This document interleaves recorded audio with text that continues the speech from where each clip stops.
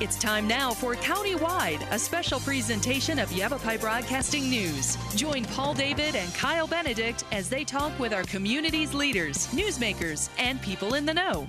You'll hear about the hot topics that affect all our lives in Yavapai County. And now here's today's Countywide.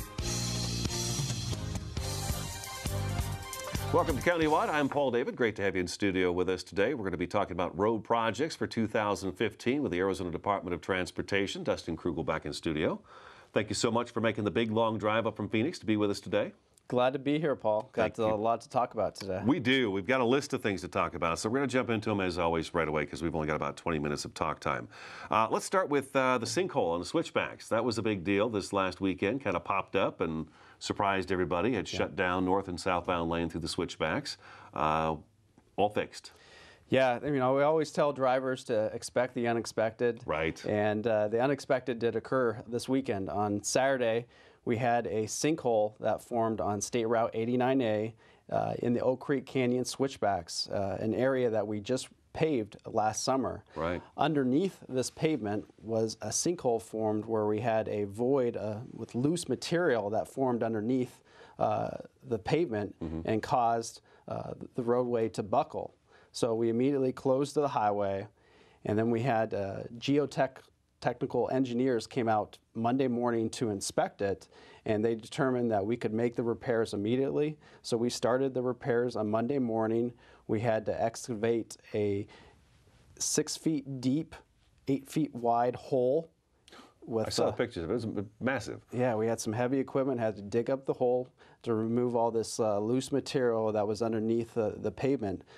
And then we filled it with a liquid concrete mix, and then we had to let that harden overnight. And we came back then the next morning after it hardened, and we started paving it. And we were able to reopen the southbound lane about 10:30 a.m. on Tuesday. And then by about 2:30 later that afternoon, we had it completely reopened. So we're glad to get it done really quickly. Obviously, State Route 89A is a key route for drivers commuting between Sedona and Flagstaff. So we wanted to get that opened up as soon as possible, and I'm glad we were able to get that done. I know as ADOT, when it comes to 89A through Oak Creek Canyon, like last year we repaved that entire section through the switchbacks, and there was some pre-work being done on the switchbacks, and then the slide fire hit, and so all that work kind of took a step back. But then when it came time to finish the roadway, I was shocked to see that it was done about a week after that road opened again to the public for driving, that the whole thing was done. Yeah. Because the crews had worked so fast on 89A through Oak Creek Canyon. Do we know what caused that sinkhole up there? Well, our geotechnical engineers are still investigating that. They don't know an exact cause, but there was obviously some type of erosion underneath the pavement. So that's something that we're going to continue to look at. We're going to monitor the roadway, but they determined that we could start the repairs immediately, and that's what we did. And it's not unusual. 89A through Oak Creek Canyon is always kind of, it's one of those roads you just got to watch out for, loose rocks, falling rocks, and things like that on the roadway and things. So I think people, locals at least, know that it's a good possibility all the time because it is kind of a crazy road through there. Speaking of 89A, you sent out a press release that ADOT's decided what they're going to do for 2015, at least some of the bigger projects, and then we've always got the surprises that come along as well. There's going to be some work from the top of the switchbacks where the scenic overlook is to J.W. Powell Boulevard, just south of Flagstaff, where you guys have put that new roundabout in out there into the Coconino County Fairgrounds. So talk about that stretch of roadway. What's going to be going on there this year? Well, first of all, we have two projects in that area. One is an ongoing project that started last May that a lot of your viewers are probably familiar with. About 3 miles south of Flagstaff, we are rebuilding the J.W. Powell interchange at I-17 and State Route 89A, which is the entrance to the Fort Tuthill County Park. Anytime there's a big special event, we see significant backups in the area. It gets really clogged fast. This particular intersection was built in the 1950s, and it's not designed to today's standards. For instance, the intersections are spaced about 140 feet apart. We're now redoing the intersections. They're going to be 400 feet apart with 2 new roundabouts, and traffic flow to and from the county park is going to improve immensely. And as part of this project, you've probably seen we had to clear some trees. Oh, and that's because we're realigning the State Route 89A about a little over a half a mile of the roadway. We're going to be realigning it, and we expect to have this project done this summer. So we're working on that project, and then we're going to be starting a new project south of that project from the Vista Point Overlook all the way to the to that project, about an 8-mile stretch where we're going to be doing some spot widening. Okay. But what is spot widening? Yeah, what does that mean? That includes adding some shoulders, so it'll make it bicyclists can pass through that area safely. And we're also going to be doing some passing lanes that'll help motorists pass other drivers in this section, because it's a two-lane roadway. So this is a brand new $22 million project that we're going to be starting later this year on State Route 89A. Do we have an idea as to when that might be starting? I don't have an exact date, Okay. but it is definitely a project that is scheduled to break ground. I would imagine it's something that would have to be done before fall hits, because once the cold Yes. temperatures hit up there, you can't be doing any paving and Yeah, stuff, that's so. pretty much common for Right. most of our projects in northern Arizona. We typically have to get them started in late spring and early summer, because when we do paving, we need warmer temperatures for the paving. So we typically start a lot of projects in northern Arizona in the middle of the summer. Well, those would be good. So folks that travel between Sedona and Flagstaff are going to have to be aware of that they are probably going to be experiencing some delays through the summer months as you commute back and forth. But once the project's done, it ought to be really nice driving through there. Definitely. I think, and then the other thing that Coconino County is going to do is they're going to build a brand new entrance to the Fort Tuthill County Park. Oh, okay. So they're really excited about this project, and I think motorists are going to be really happy when this is done. It's quite an intersection if people haven't seen it. Now, you mentioned that the old area of J.W. Powell Boulevard was done back in like 1954? It was the 1950s, early 60s, yeah. And do you feel like maybe they didn't plan far enough ahead, look into the future? I think ADOT probably does more of that now, where they look, okay, 20 years from now, what does this have to look like in order to keep up with the amount of traffic that's going to be hitting it? Well, when the project was completed, they did it to the standards that were current in the 1950s. Sure. As time goes on, standards change. That's why you see a lot wider roadways with larger shoulders. Our bridges, we build that with different specifications. You see much wider bridges, and now you'll go on to drive on some of the older bridges. A lot of times they don't have any shoulders, so it changes over time. So we're constantly looking for ways to improve the roadway system and modernizing it. Let's take our first break. That takes care of 89A. That's a lot to talk about. Dustin Kruger with the Arizona Department of Transportation is in studio today. I'm Paul David. This is Countywide. We'll take a quick 2-minute break and be right back.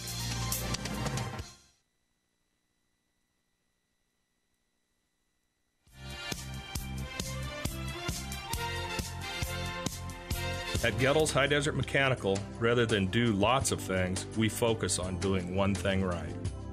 We serve climate-challenged people. Gettle's starts with a free system evaluation to identify the best AC and heating equipment for your home or business. Professional installation, warranties, and service after the sale. If you're climate-challenged, then we're the right choice. Gettle's High Desert Mechanical, the name to trust.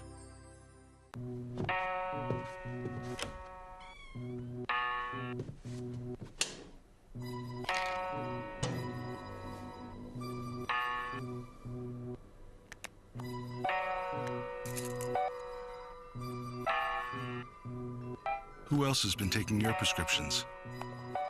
Keep your medicine and your family safe and secure. Mind your meds. To learn how we can help, visit the Partnership for Drug-Free Kids at drugfree.org. You wouldn't let money just blow out of your house. So when your AC or heater is on, make sure the doors, windows, and fireplace flue are shut tight. If you're headed out, turn down the AC or lower the heat by 10 degrees. And always keep your water heater set at 120. A little bit of common sense goes a long way. Get more great tips at energysaver.gov. A boy born in Joplin, Missouri was fascinated by anything with wheels and a motor. The odds of him winning both the Daytona 500 and the Brickyard 400 in the same year? 1 in 195 million. The odds of the child being diagnosed with autism? 1 in 68. I'm Jamie McMurray, and my niece has autism. Learn more at autismspeaks.org/signs.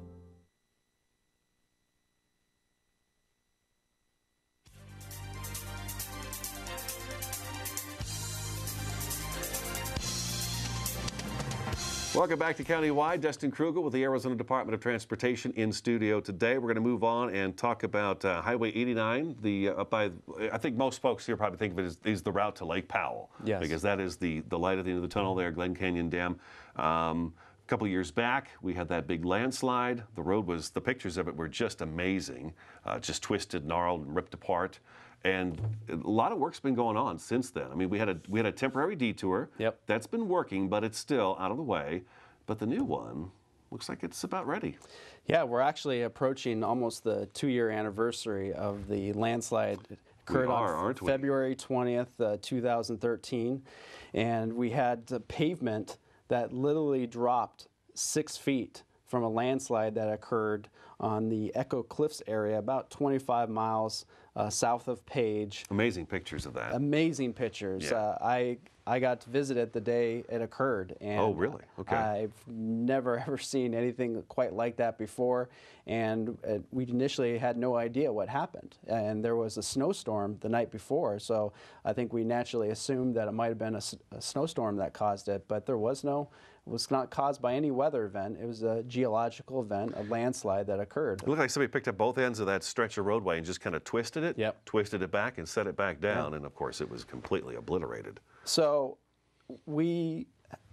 shortly after the landslide, we started a geotechnical investigation to figure out what happened, and they came up with a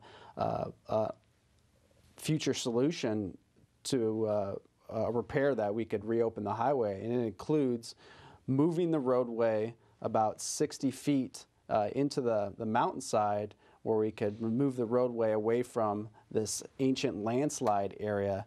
And then while we're moving this mountainside, we're taking all that rock material and we're transporting it down to the base of the mountain slope, and we've built this rock buttress which is going to stabilize the whole area.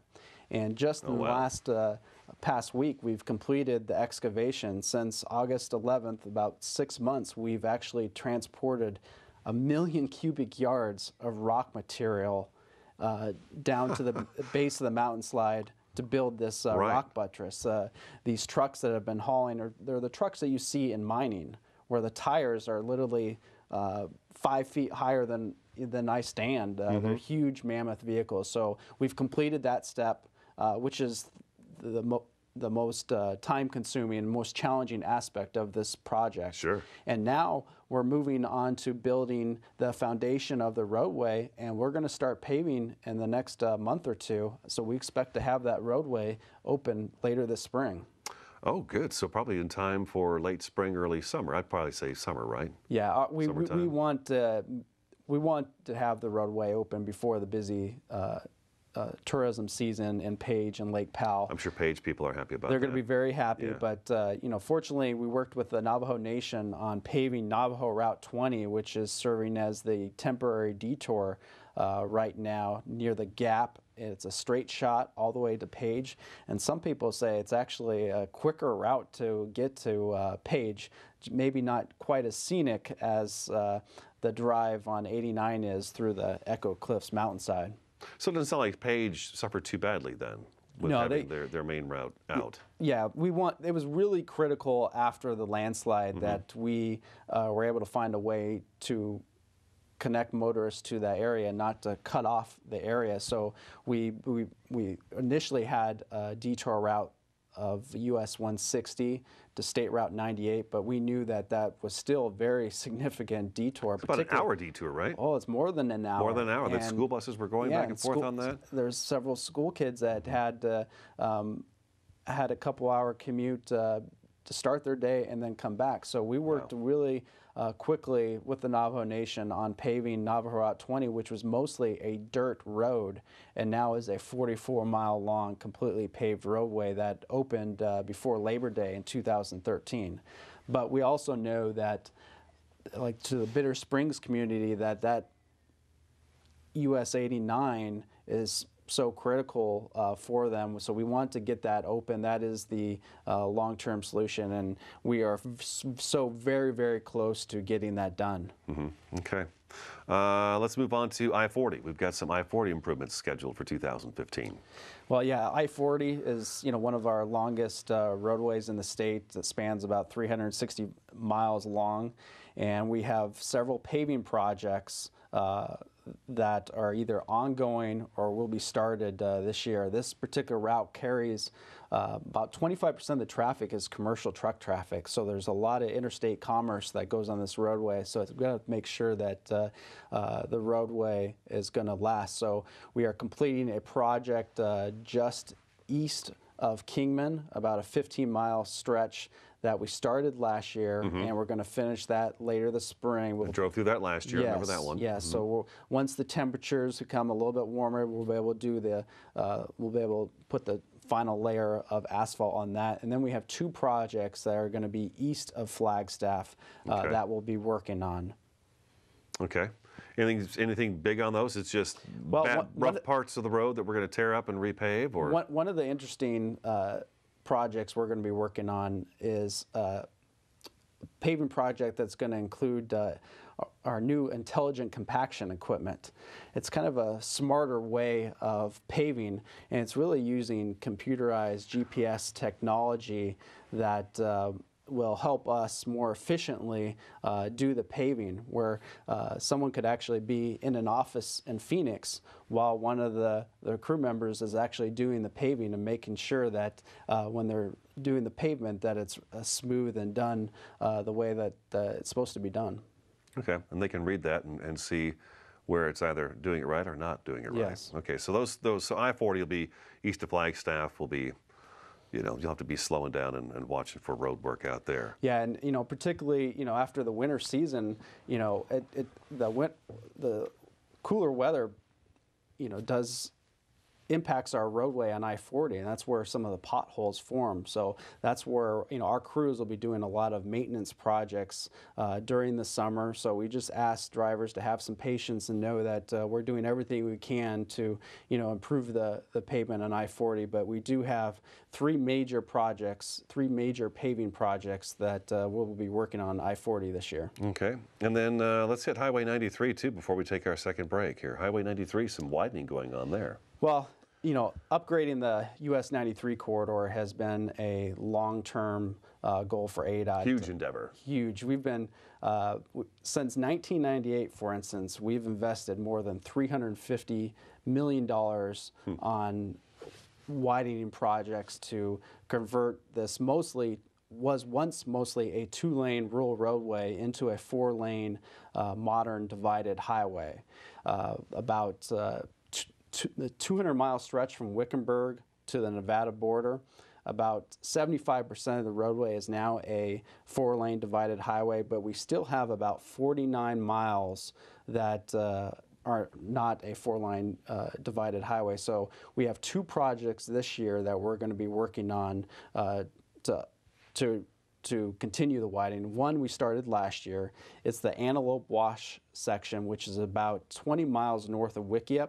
Okay. So we'll be completing that later this year. We've already more than 70% done with that project. But we also have a brand new project that's actually starting this week that we're going to announce later today. And it's a 5-mile stretch of US 93 just north of Wickenburg between State Route 71 and State Route 89. This is an area where we've seen several head-on crashes in recent years. We've added several different safety improvements in this area, including the centerline rumble strips. These are grooves in the pavement to alert drivers if you've crossed out of your lane. Right. And we've also recommended putting signs to drivers to turn on your headlights when you're driving through this area, because it's a section that's just one lane in each direction. So we've got a brand new project where we're going to widen to 4 lanes for a 5-mile stretch. And that's this year. All right, let's take our second break. Arizona Department of Transportation spokesman Dustin Krugel in studio today. az511.gov, a good website to check on more information about this. Countywide back in just a couple minutes.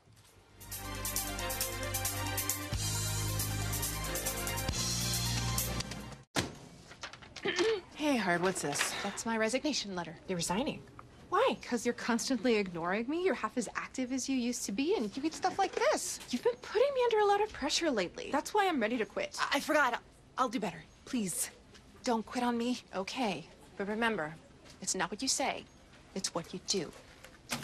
Listen to your heart. Don't let it quit on you. Let's go for a walk. Uncontrolled high blood pressure could lead to a stroke, heart attack, or death. Get yours to a healthy range before it's too late. At Gettles High Desert Mechanical, rather than do lots of things, we focus on doing one thing right. We serve climate-challenged people. Gettles starts with a free system evaluation to identify the best AC and heating equipment for your home or business. Professional installation, warranties, and service after the sale. If you're climate-challenged, then we're the right choice. Gettles High Desert Mechanical, the name to trust. You make me wear my bike helmet. Taught me never to run with scissors. You tell me to stay away from drugs. To always buckle my seatbelt. And to follow the swimming rules. You're always looking out for me and trying to keep me safe. So why do you keep a loaded gun in your drawer? Here in the garage. Closet. Shoebox under the bed. Where anyone can get to it. How safe is that? How safe is that? How safe is that? You asked them to follow some safety rules. Now they're asking you. In fact, they're counting on you. Never let your gun get into the wrong hands. If you own a firearm and are not using it, please be responsible and be sure that it's stored in a safe place. Remember, always lock it up. For more information on firearm storage safety, visit ncpc.org. Welcome back to Countywide. We've got about a minute left in the program. Dustin, your guys down at the, and gals, your people down at the ADOT Center in Phoenix are doing a great job. They've got this Twitter they send out, and it's been a big help for us at the news department too, because they tweet things out in terms of what's going on our roadways in the mornings, afternoons, evenings, whatever it may be. But I notice I get that information so much faster when there's an accident happening. I get that, like the sinkhole, for instance. Tell us a little bit about that, and then how do people get that on their phones so they can keep track of the traffic going on in the state? Well, about 2 years ago, we upgraded our traffic operations center. Now we have over 40 TVs that cover all around the state, different highway locations, and we have a public information officer that's manned in our traffic operations center all but 4 hours a day, 365 days a year. And their job is to push out alerts about traffic impacts across the state and also stay very active on social media, including our Twitter account, which I think every Arizonan should follow, at Arizona DOT, where they will provide the latest updates on crashes and alternate routes for drivers. At Arizona DOT. I used it the other day to find out if switchbacks were still closed, and the guy responded right back and says, yep, it sure is. Dustin Krugel, thank you so much for making the big trip up from Phoenix for us today. I'm Paul David. That's today's Countywide, and we will talk to you again next time.